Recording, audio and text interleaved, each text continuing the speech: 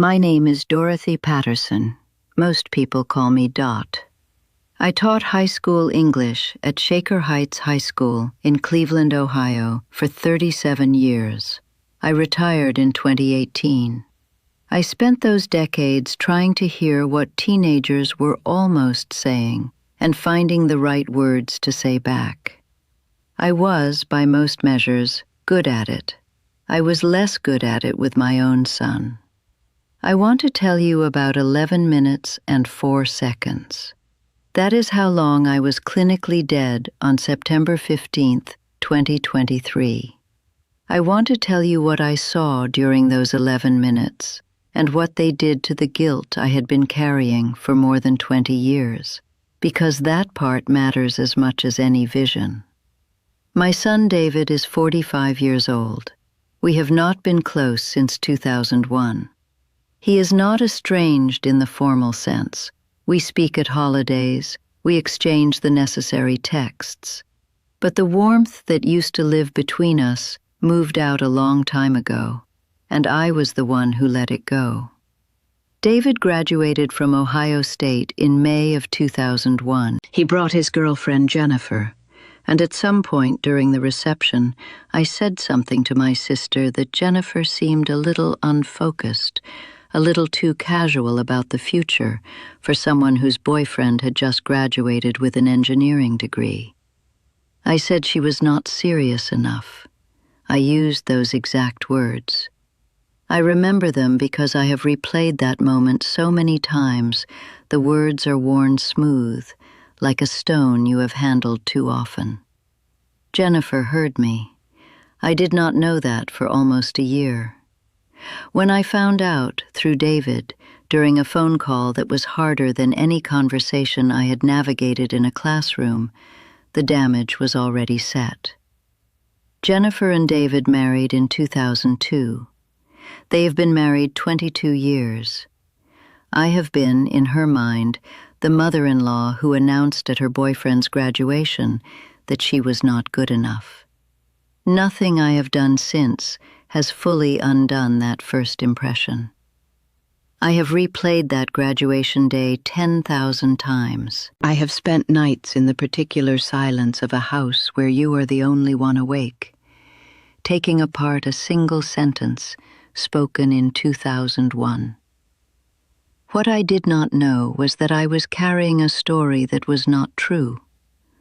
Not false in the sense that the event did not happen, but the story I told myself about what it meant, what it cost, what it made of the years that followed, that story was wrong.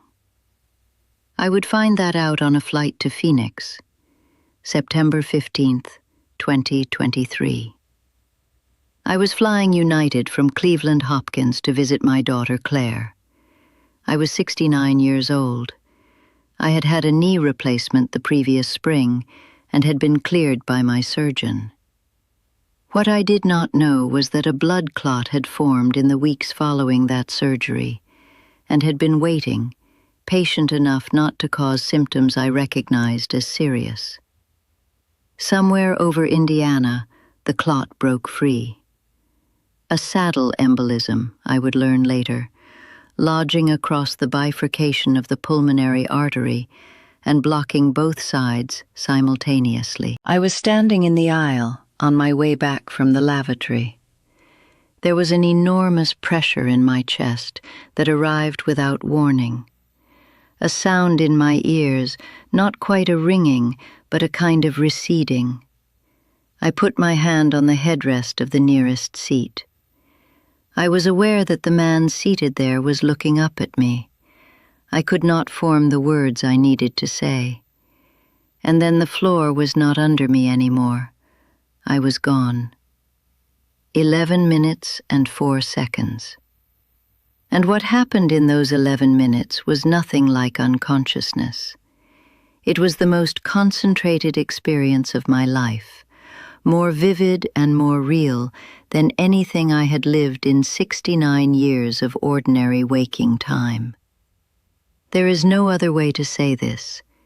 I see my entire life, all of it, not sequentially but simultaneously, the way a piece of music contains all its notes at once, those already played and all that will follow, present in the room together. All of it lit. And then the field narrows. It brings me to 2001. I watch myself at David's graduation reception. I see myself from outside, the way you see someone in a home video, except the resolution is perfect and nothing is softened. I see my sister beside me. I see my mouth form the words. And then I see something I have never allowed myself to fully imagine in 22 years of replaying this moment. I see Jennifer's face. She is 2 rows of people away. She is turned slightly, holding a paper plate, and she hears it. I watch her hear it. I watch the sentence land. I watch what it does to her features in the 2 seconds between hearing it and composing herself. I expect this to be the worst moment. I expect it to confirm every verdict I have passed on myself for 2 decades. But the life review does not stop at the moment of pain. It shows me what comes after. I see Jennifer that night, in the apartment she and David share, sitting on the edge of the bed. She is not crying. She is thinking. She is not deciding to leave. She is deciding something else entirely. She is deciding that she will become someone whose worth cannot be questioned by anyone. What I had read as casualness in her was actually early-stage confidence, the kind that has not yet learned to perform itself in ways that impress the mothers of engineering graduates. My comment did not damage that confidence. It made her its own witness. Over the following year, I see her complete a master's degree. I see her take a position she was afraid to apply for and succeed in it. I see the years that follow, 22 of them, the ordinary, hard years of a marriage, the disagreements and repairs and accommodations that 2 people make when they decide to stay. And I see that the fiber running through the middle of it, the steady state resilience that holds the structure together when things get difficult, has Jennifer's particular quality of determination at its center. The criticism I believed was my worst moment did not break the marriage. It built something in the woman who would hold the marriage together. This is not explained to me.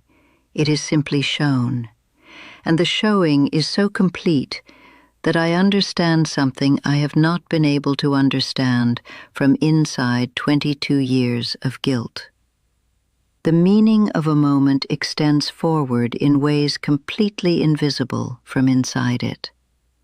The harm I was certain I had done was real, and what it became, what it was used for by a woman I had underestimated, was not what I thought. Not absolution, a correction of scale. I can see the whole picture for the first time, and the whole picture is not a story about a failure. It is a story about how love moves through the world in ways that do not always look like love when they are happening. Then my mother appears. Ruth Patterson died 5 years ago.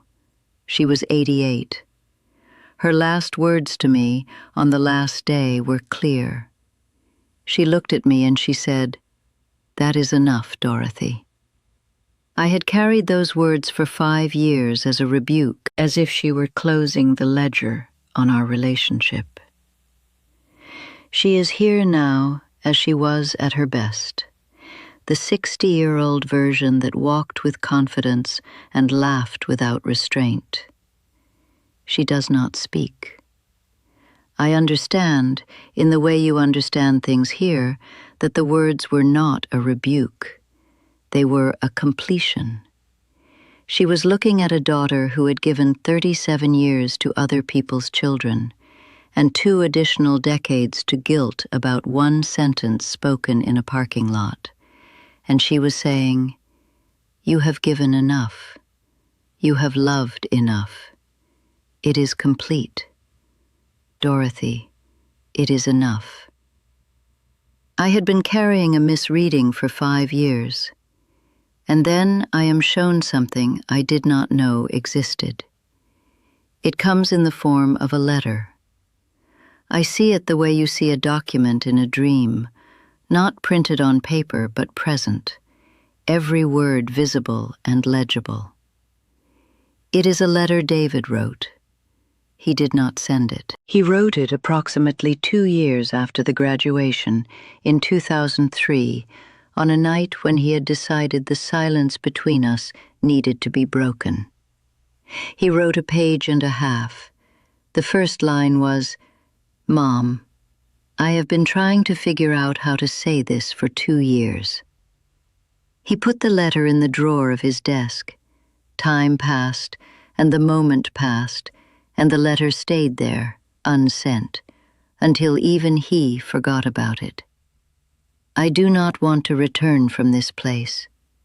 I understand, with a clarity that has no equivalent in ordinary life, that what I am in right now is not an ending. It is the ground state. The incomplete thing pulling me back is David. And then there is a percussion, very distant, and again. A ceiling above me, white and institutional. The noise of the world comes back all at once. Someone says she is back. I am back, and for a long moment I experience it exactly as it feels, as a loss. Banner University Medical Center, Phoenix, September 15th, 2023. 11 minutes and 4 seconds, and I have a phone call to make. They kept me in the cardiac ICU for 4 days. I did not call David immediately. I needed to understand what I was going to say, and I needed to understand it well enough to say it without making the call about my experience rather than about him. I thought about this for 2 days. I practiced the words the way I used to practice difficult conversations with students' parents, working through them until they were honest without being theatrical. On the 3rd day, I called. David answered on the 2nd ring. He knew I had been hospitalized. His voice had that careful quality it carries when he does not know yet how much to let himself feel. We got through the medical update, the logistics of concern. And then I said, "David, there is something I need to tell you about what I experienced when I was gone." I told him what the life review had shown me about Jennifer, about the determination she had found in the wake of my comment, about the years of the marriage seen from outside. I told him that I understood for the first time what my words had and had not done. I did not ask him to forgive me. I was calling because he deserved to know I had finally seen the full picture. He was quiet for a long moment. Then he said, "Mom." I said, "I know." And then I said, "I was shown a letter you wrote, I think in 2003, that you never sent, that begins with the words, 'Mom, I have been trying to figure out how to say this for 2 years.'" The silence on the other end of the phone was a different kind of silence from the one before it.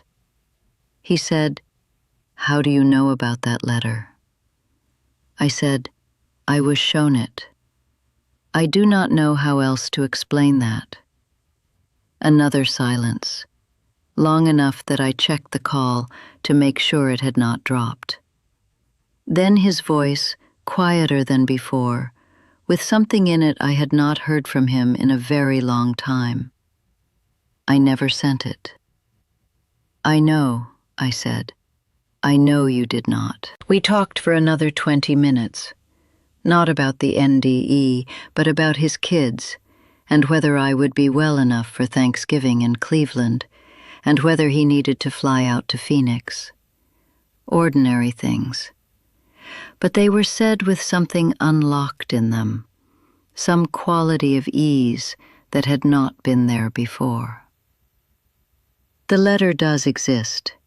It is in the drawer of the desk where he wrote it 20 years ago, in the same house where he and Jennifer live now. The first line is exactly as I was shown. I spent 37 years teaching students the discipline of rational interpretation, how to follow evidence, how not to import conclusions beyond what the text supports. I have tried to apply that discipline to my own experience. What I arrive at every time is this.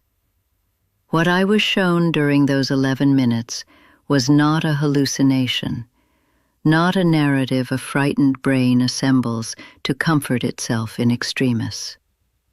It was more lucid than any experience I have had while awake. It was verifiable because the letter exists and the first line is there, and I was shown it while I was flatlined over Indiana in the aisle of a commercial aircraft. I spent 2 decades carrying guilt built on an incomplete picture. What I said was unkind, and it created years of distance between me and the son I love. That is real, and it remains real. What changed is my understanding of the whole shape of the fact. What I did moved through the world and became something I could not see. The life review does not change the past. It changes the story we tell about it. David and Jennifer came for Thanksgiving. I sat across from Jennifer and watched her talk, animated, assured, completely herself. She is exactly who she was always going to be. My words in a parking lot in 2001 did not diminish her. They struck something in her, and what they struck was already hard. If someone you loved is gone and the world has not explained how to live inside that, if the nights are the hardest part, I want to tell you something I now know with certainty. The distance is not what it feels like from this side. There is a companion, a small, quiet collection of true things called "They Are Never Cruelly Gone." It was written for the person sitting exactly where you may be sitting right now.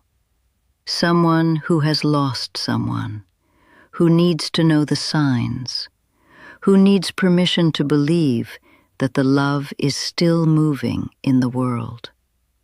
I left it pinned in the first comment below this video. Scroll down and it will be the first thing you see. It is available right now at a price that will not stay this low. If any part of what I shared tonight stayed with you, please go look at it. You do not have to navigate this alone. The regrets I carried for decades were not the story of my failures. They were the story of how carefully I had loved, and how poorly I had understood what love does when it moves through the world. My mother said, "That is enough, Dorothy. It is enough. It has always been enough." And if you are listening to this from a place of long-carried guilt, I am saying it to you now, too. You have loved enough. You have tried enough. It is complete. We are not as alone as the quiet makes us feel.